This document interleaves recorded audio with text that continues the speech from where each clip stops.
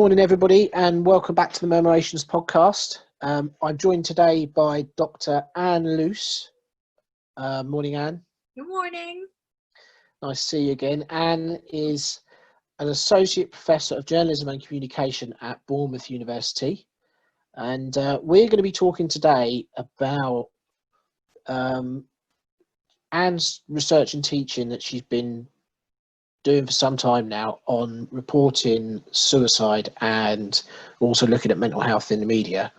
So I've known Anne for some years, but we haven't spoken for ages. So we did our PhD together at Cardiff, and you were doing the reporting suicide project that you'll talk about shortly back then. And do you want to give us a quick overview of what you're currently doing in terms of research and teaching before we get into more of the detail?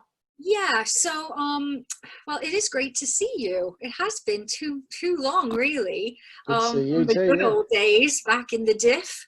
But yeah, no, so I started with the suicide work back, 2006 time period. And I have carried on with it. The more, it's kind of one of those things, the more you research it, the more that there's more to learn. So today, I'm still doing suicide research, working a lot with journalists, but I'm also working a lot more in the community now as well. So doing research and working with Public Health England, NHS England, and thankfully have been able to bring that over into the classroom. Much like yourself, I'm a big advocate of research-led teaching. And so I teach a class called Media and Trauma. And within that unit, we're able to talk about death, the first, I set a grounding for, what is trauma in the first week, but by week 2, the first question is, so how do you want to die? Which can be really quite alarming for final year communication and media and English students who actually get to take the class. But it covers a range of topics, all the taboo topics that we don't really get to talk about. We talk about suicide, we talk about rape, we talk about transnational trauma, transgenerational trauma. But the thing that ties it all together is, how do we actually talk about these things in the media? So how are they represented in TV programs, in films, in comics, in newspaper articles, TV news? It runs the gamut, really. But it's, I've been teaching it now for going into my 6th year, and I have to say it's the highlight, of my year. I just love teaching the class. So yeah, excellent. Okay. What programs do you teach on at Bournemouth? What journalism programs? Yeah, so I teach on the multimedia journalism degree, our BA in multimedia journalism. Also do a little bit of a stint with our masters in multimedia journalism. Teach on communication and media, a little bit on English, and on a master's in media and communication. So I tend to drop in because I've really, it might sound like a lot, but actually I'm quite keen on talking, across the degrees that we offer around mental health and suicide prevention, because it is an issue that permeates society. And, and what I've found over the years is that, many colleagues are afraid to talk about those issues because, they're so taboo. And it's also, especially if you're talking about suicide, you run the risk of, or people feel they run the risk of, oh, if I say something, will I make someone take their own life? So, so I just see it as my duty to, kind of get out there and try to destigmatize as much as I possibly can. Yeah, that was why I asked the question, really, because I knew you did a breadth of teaching. And I think it's a really important point in relation to all the stuff we're going to talk about now, is that this is so relevant to everybody, but also so many disciplines that we teach in, and so many, media and public conversations that are going on at the moment. It's a really important area. So I tell you what, sorry, go on. Yeah, no, I was going to say that, you're right. It is very important. And, and the reason it's so important, and I think people aren't really aware of the stats, to be honest with you. The most recent stats in the UK show that there were 6,507 suicides in 2018. Now, what that did was it left potentially 878,000 people bereaved by suicide. And when you've been bereaved by suicide, you're at a much higher rate of suicide or risk of suicide yourself. So, you know, for one suicide, between 6 and 135 people are affected. So it has this massive knock-on effect, you know, in society. And I finished up a project about a year ago, and we're just writing it up at the moment. But, you know, I did a survey with journalism students in the UK and Ireland. And 20% of them had been personally affected by suicide. So they had lost someone close to them, so a family member or a really close friend. So, you know, this issue affects our students, you know, so I don't think it's one that we can shy away from in the classroom. Doesn't mean we have to, you know, you don't have to develop a whole unit on it or a module on it, but I think it is important enough that it's mentioned in the classroom when we're teaching our students. Yeah, sure.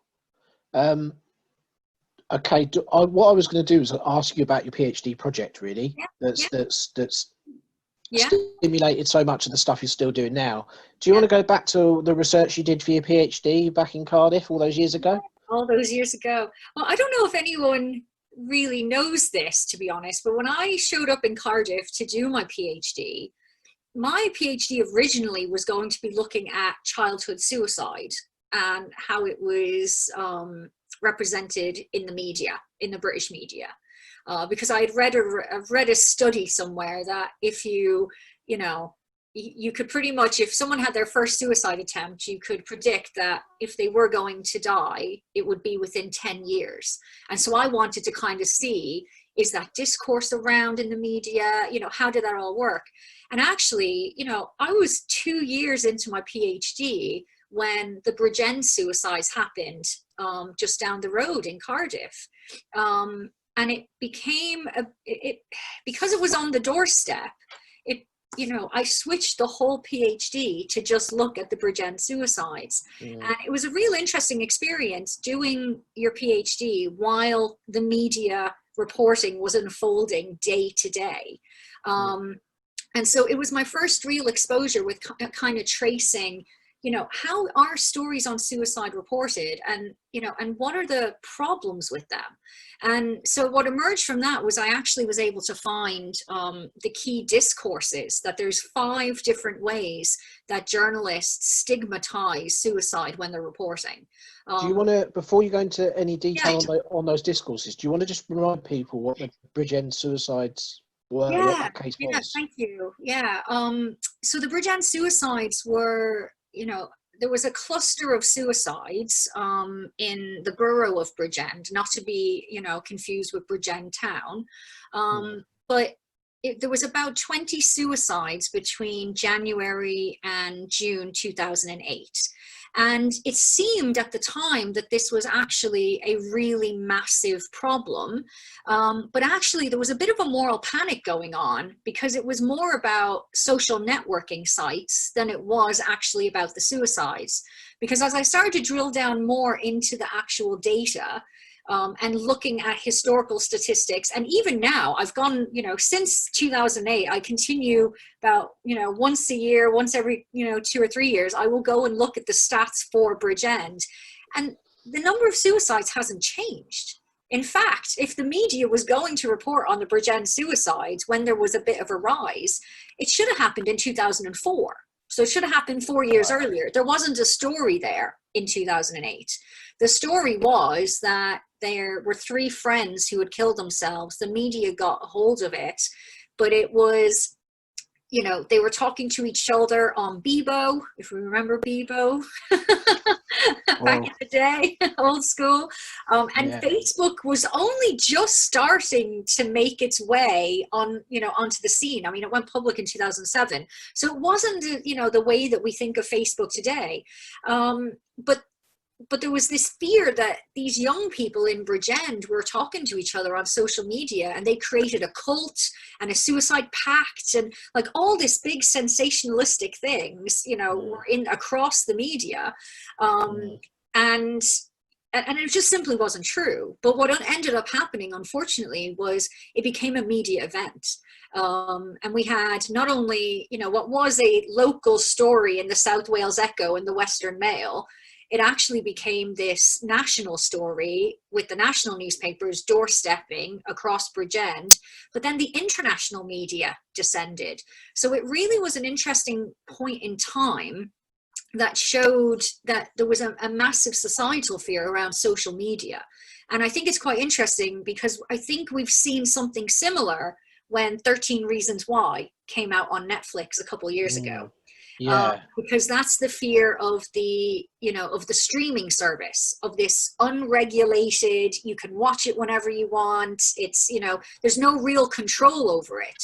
And that was the issue with social media. There's no one to control social media. So, if you want to post something online, there's no laws, there's nothing there really to prevent you from doing that. And so, so that was really what was going on underneath Bridgend. But it was the fact that there were these 20 deaths of young people, from January to June 2008.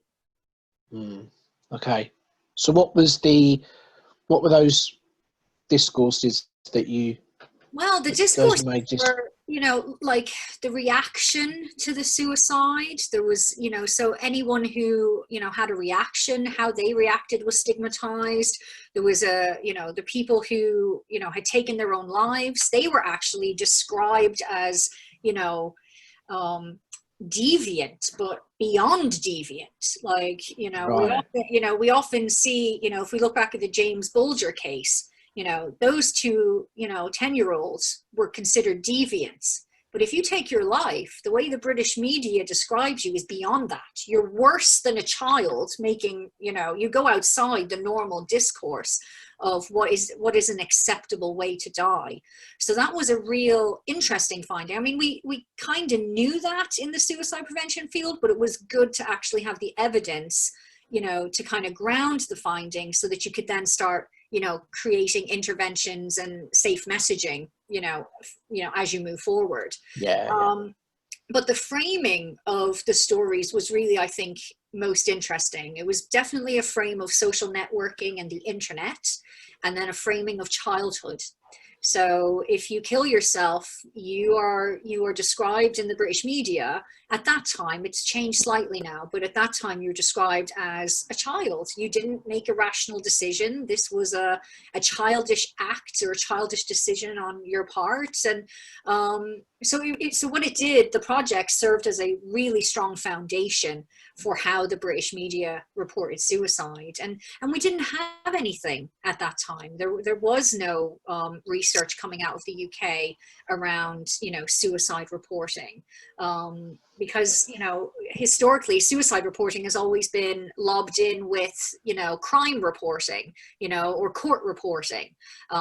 It's not, and even to this day, it's not a standalone, topic that, a journalism lecturer would stand at the top of a classroom and say, right, let me teach you how to report on suicide today. It gets lobbed in with other things, which can be quite problematic if you want to change journalistic practice into the reporting of suicide. Yeah, sure. Okay. So how has that project fed into your current research around suicide and mental health in the media? So that laid the foundation for me, so once I knew the discourses, what I then did was I started spending some time trying to figure out, well, what would be the guidelines that I could give to journalists? So I did quite a bit of work actually with the World Health Organization on suicide reporting guidelines for journalists. And we created a set of guidelines in 2008 and we updated them in 2017. So I led on the aspect around, using social media, using video, using audio, because unfortunately the panel that creates the guidelines doesn't have any journalists on it.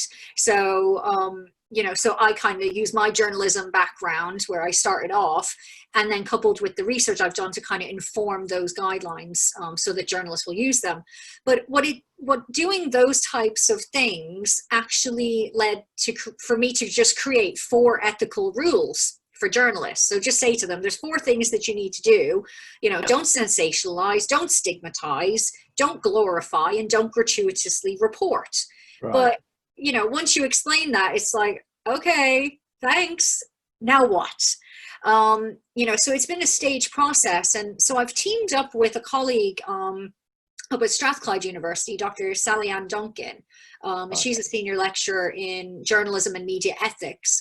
Okay. And what we've done now is we've created the responsible suicide reporting model, and a suicide reporting toolkit for journalists and journalism educators. Because what we're finding is we need to be doing some of that pre-service training. We need to be teaching, you know, the journalists of tomorrow before they get into the newsroom. So it was about creating a model that working journalists could use, but also educators could teach the model so that when those students enter the newsroom, they already know how to report on suicide. So what we've done is we've embedded global media reporting guidelines on suicide, and we've embedded that into the storytelling process. Right. Okay. Yeah. Has that been well received? Is that how long ago has this model, these guidelines been out now? Has it been long? So the guidelines, I mean, the World Health Organization, 2008 and 2017. The Samaritans came out with some guidelines back in 2013. Right. The Editor's Code of Practice has been talking about suicide reporting. You know, there was a line in 2006, and now it's a standalone clause in the Editor's Code of Practice. That came in 2015. So, you know, over the last 10, 15 years or so, there's been more attention paid to suicide reporting.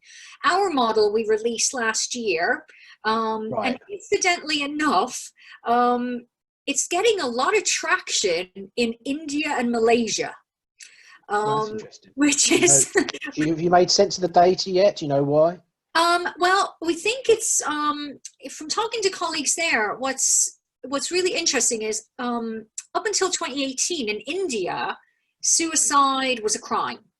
And in Malaysia, it still is a crime. So it's not considered to be a public health issue like it is in the UK. I mean, in the UK, you know, you could be, you know, arrested for a suicide attempt up until the 60s. Like, you know, so it's only since 1961 that even in this country, it's not illegal to kill yourself. It was recognized as a public health problem. It's something that we need to address on multiple fronts. You know, and that's how we try to deal with and tackle suicide prevention in the UK now. But in Malaysia and India, that's not the case. It's still a crime. They report on suicide just like they would report on cars being broken into in your local area. And they're displayed across front pages. They show pictures. I mean, in Southeast Asia, they will show pictures of people jumping out of buildings, and you will get a frame by frame shot on the front page until there's a dead person on the ground. And that is just standard journalistic practice when it comes to reporting suicide.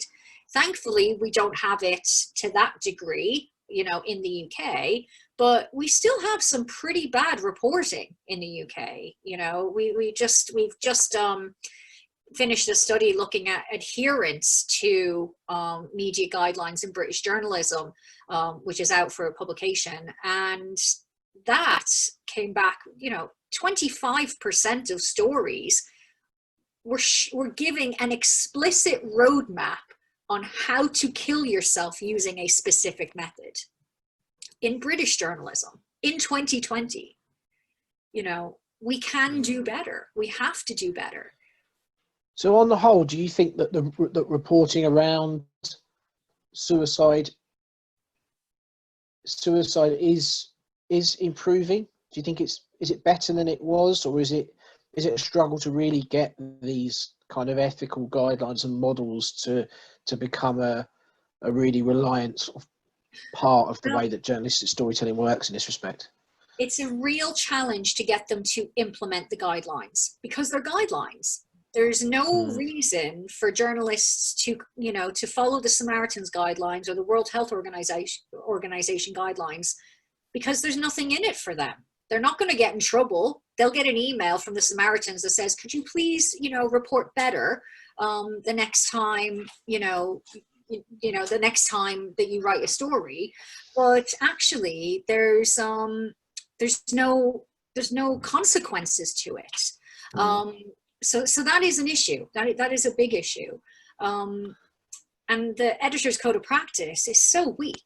It really is weak. And, you know, but the problem within industry is they don't want to, there's a fear that if you start, you know, asking journalists to report suicide in a particular way, that actually then you're censoring the story. But my argument is you can do this better. You can do responsible and ethical and truthful reporting on suicide that educates the public without causing harm to someone who's been bereaved or potentially someone who's vulnerable to suicide. Your reporting is not going to, you know, provide them a roadmap on how to do it, for instance.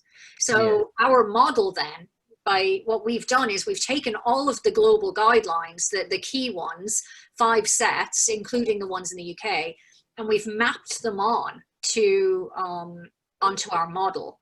And so what we've done is we've found there's 5 different story types, 5 different suicide story types. Right. You apply my 4 ethical rules that I came up back with in the day, and then you apply a standard of moderation. And what it does is it gives you a middle way in terms. So if you, and the standard moderation is made up of 6 questions. So if you answer these 6 questions, then you can be confident that your story is following media reporting guidelines, it's meeting the editor's code of practice, and you're not going to cause harm to anyone who's reading that story. So we're hoping that, you know, there'll be a bigger intake, you know, or uptake rather, you know, within the UK, and, you know, the toolkit is I think going to be crucial to that. So, you know, for both journalists and for journalism educators. Yeah, and I guess I should have said in the beginning when I introduced you, to people who don't know your background, you've been a journalist. Yeah. You worked as a journalist before you went into research. So when we were talking to Joe the other week, there's a real value to critical analysis of journalism, and there's journalism theory. It's not that you have to have been a journalist to be in journalism studies, but there is an added value to somebody doing the kind of work you're doing when you've worked on the job and you know what is realistic to implement as guidelines. Well, yeah, and I tell you, I mean, you know, I have the journalism experience, but I've also been bereaved by suicide as well. And so the two together, really, you know, I lost my partner back in 2005, and ultimately the newspaper that I worked at had his story, his suicide story, you know, in our newspaper, in the newspaper that I worked at, you know, and at the time I couldn't understand why I felt so upset and so angry at my colleague, who was a lovely guy who sat a couple desks down from me, you know, I went to lunch with, you know, 2 or 3 times a week. I was like, how could you be so mean and insensitive? And, you know, so having the experience of knowing how journalism operates and how journalists think, you know, and understanding the production processes, you know, the deadlines, and, you know, and it's much worse now, you know, than it was when, you know, I was a journalist 15, 16 years ago, you know, it's, you know, there's so much, you know, clickbait. That was never something that I ever had to think about. I was never worried about SEO, you know, we just kind of put it on the website and then people read it or they didn't, you know, it wasn't linked to advertising. It didn't have, you know, algorithms helping to drive stories on Google, for instance. You know, Google didn't exist. So it does help, especially when I'm talking to journalists, because journalists can be a bit of a tricky bunch sometimes to work with.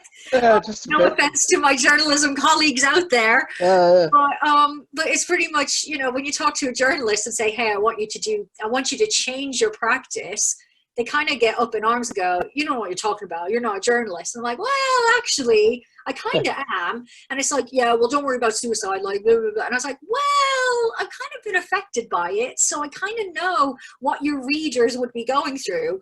And in some ways, I find that is really helpful, you know, because they at least then will sit and, you know, talk to me, whether it's out of like just, oh God, I've offended her, or, you know, I don't care how I get their attention, or, you know, I just sit down and have the chat, you know, and then we can talk through some of those issues. But yeah.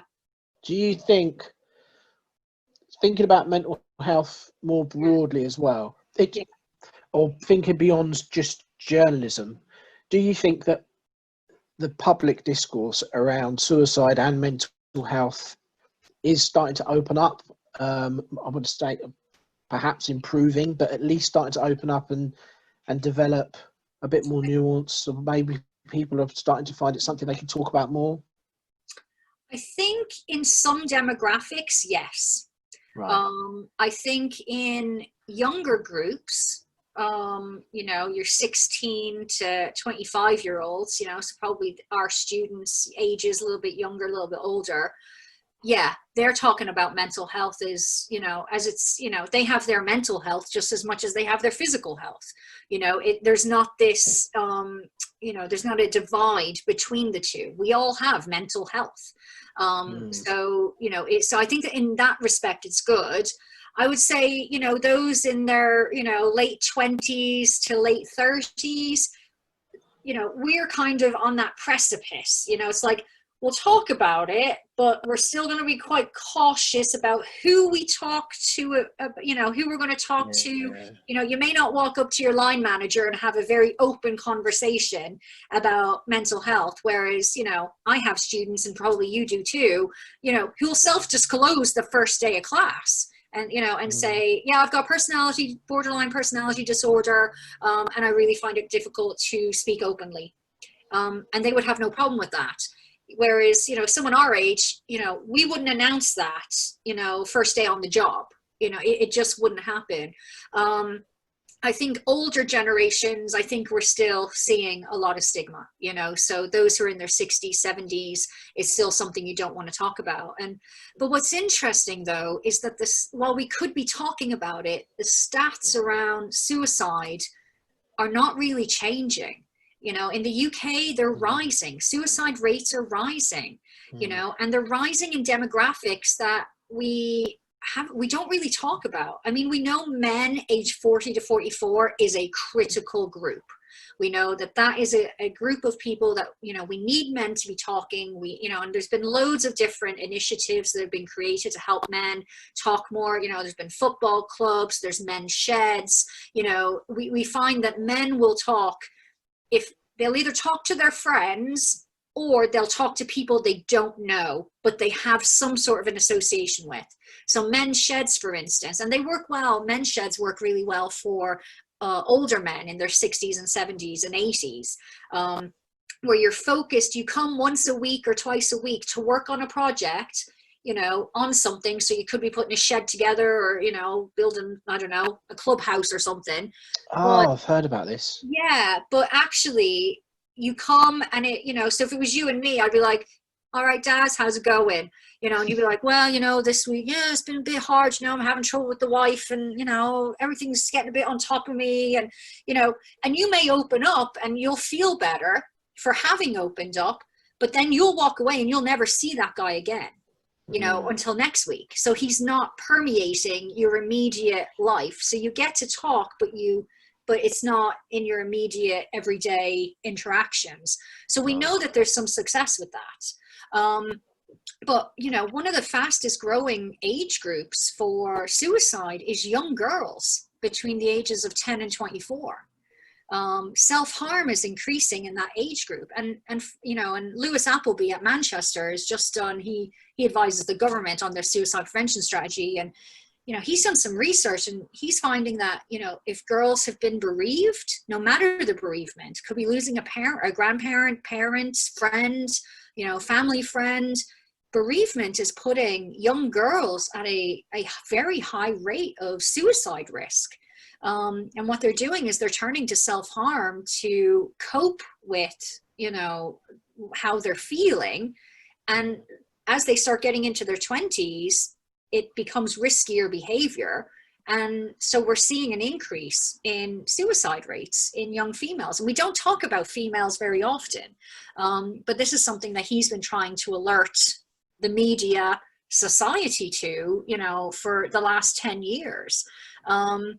But we know young people are a demographic. We know nurses and doctors are a demographic, especially now, you know, COVID related and dealing with that. We know elderly people are at risk. We know those who are suffering domestic violence are at a higher risk. We know that farmers, you know, and the concern has been, you know, post-Brexit, you know, how are farmers going to deal? You know, farmers are on our risk registry here in Dorset because we've got a high population. You know, so when you start breaking down these different demographics, you know, it's a lot of people who potentially are at risk of suicide. So it affects all of us, and it starts with mental health. Yeah, and I think mental health challenges, especially with COVID, people who haven't necessarily or don't consider themselves people who have struggled with mental health before, are going to be or have been experiencing it as a result of lockdown and the rest of it. There could be we know that, you know, phone calls to helplines have increased exponentially over lockdown. I mean, we don't have any data that indicates that the suicide rate has gone up, but we won't have that for another 12 to 18 months, you know, because the way everything's calculated with the coroners and the Office of National Statistics. But we do have, you know, some information that's saying, you know, helplines are, you know, the Samaritans are crying out for money because they don't have enough people to man the lines. They need more funding to be able to keep their hotlines going because they've seen such a rise in the number of phone calls they're getting. We know that self-harm has gone up and suicide attempts. We have that data is starting to show because different areas that have their own real-time surveillance systems, they're reporting in that, you know, so there is risky behavior going on. Whether it's leading to an increase in suicide, we just don't have that data. Yeah, sure. Yeah.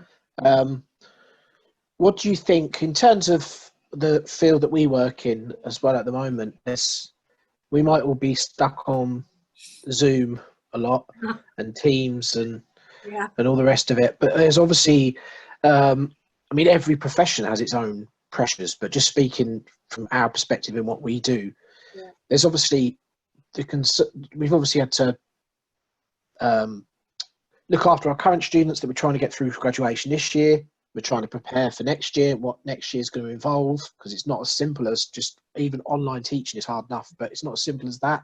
There's going to be elements of campus teaching, the social distancing, but also just missing the general corridor contact with people, the passing chats, and the uncertainty combined with the fact that we can't really get much research done at the moment, but there's other pressures mounting up in that respect.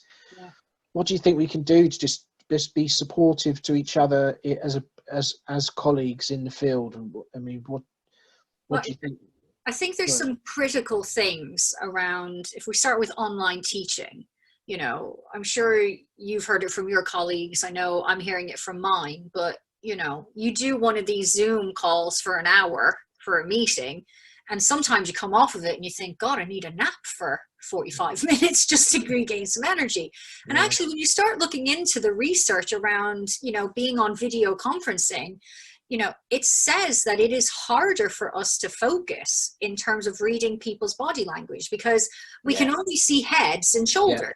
So you have no idea right now if my leg is bouncing up and down, which would show a heightened sense of anxiety. It's not. But you have no way of knowing that. You haven't freaked me out that much yet, Dad. I'm good. But, you know, but actually when we're in meetings, we're picking, like when we're all sitting around a table in a classroom, having a chat about what are we going to teach next year, you can read the energy off of different people. You are seeing how are they responding. You know, is so-and-so over there twiddling her hair and that's a sign that actually her anxiety is going up, or, you know, or someone else like staring off into space and you know that you've lost them. In this online world, you could have 20 people on your screen and you actually have to focus on each individual person to try to understand how they're feeling and what's going on. So we're having to focus a lot more, which drains a lot of our energy. So that's one thing. So that's okay when you're doing it with your colleagues, but now try doing it with potentially 150 students in a classroom. Now hopefully most universities are, saying, well, let's pre-record those lectures and only have maybe 20 students in a seminar online at a time. Hopefully most universities are saying that, but even that's going to be a lot to take.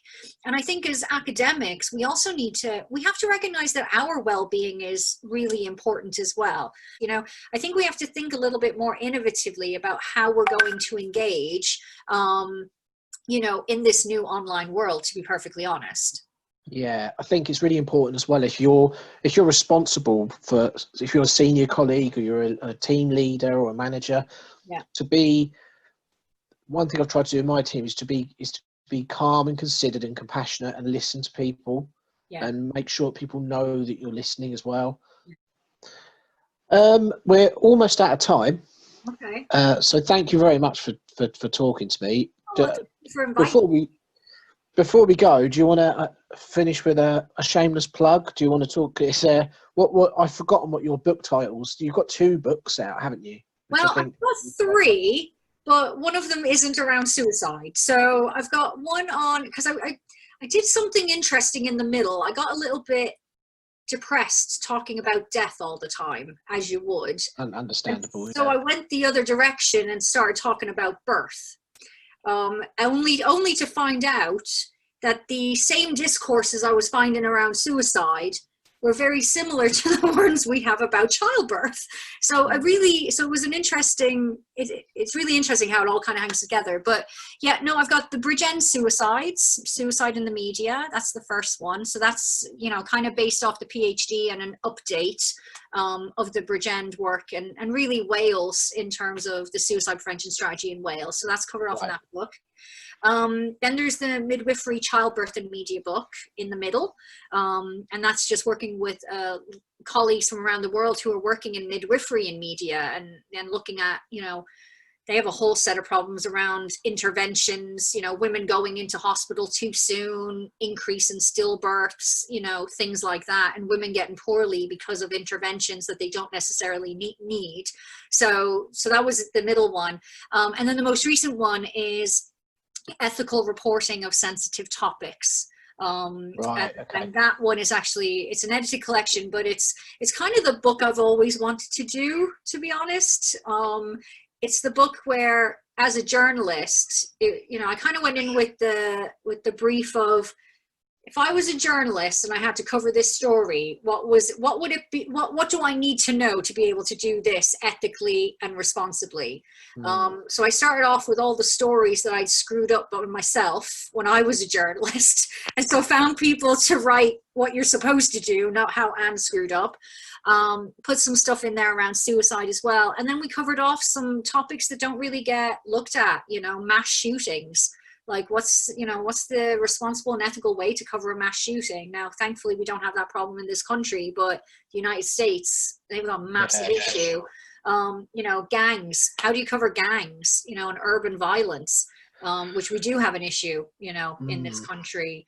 How do you cover other cultures, So, yeah, so it's I really enjoyed bringing that volume together. So, okay, excellent. Yeah. So can I give a plug for the toolkit? Just one little plug, right? So we have the suicide reporting toolkit, which will be launching the 1st of August. And it's at www.suicidereportingtoolkit.com. And on there, it's targeted at journalists and at journalism educators. So for any journalism educators out there who want to start broaching the topic of suicide reporting, mental health in their classroom, we've created several different lesson plans where you could use one of the lesson plans if you had 15 minutes in a class where you wanted to talk about it, or if you decided to dedicate a 2-hour session, but there's also enough content on there if you wanted to dedicate a whole semester.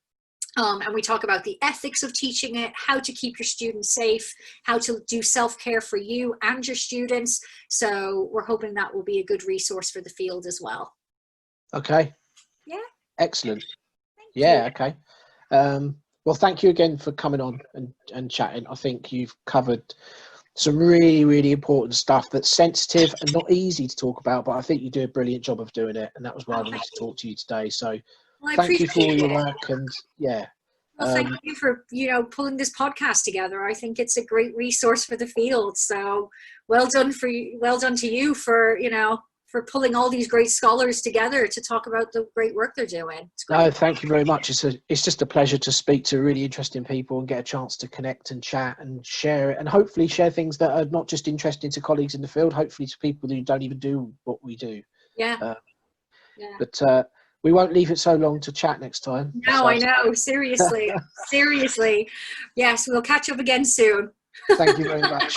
Thanks, Daz. Thank you. Talk to Bye. you soon. Bye.